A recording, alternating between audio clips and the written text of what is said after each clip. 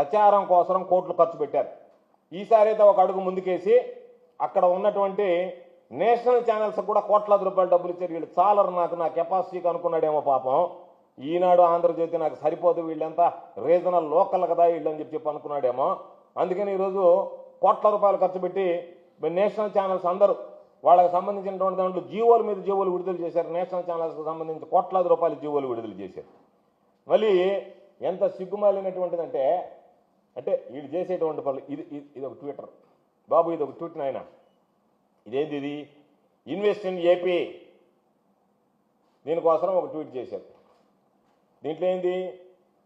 Stone craft group officials meet Nara Lokesh at Davos to discuss setting up a world class golf city in Andhra Pradesh.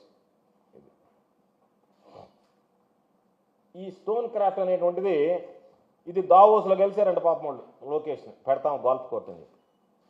ఇది ఉండేది హైదరాబాద్లో. ఇది వాళ్ళ address. Real estate వ్యాపార సంస్థ ఇది. ఇదిగో వాళ్ళ అడ్రస్ ఏంది? 6-3-1109/1 రాజ్భవన్ రోడ్, సోమాజిగూడ, హైదరాబాద్.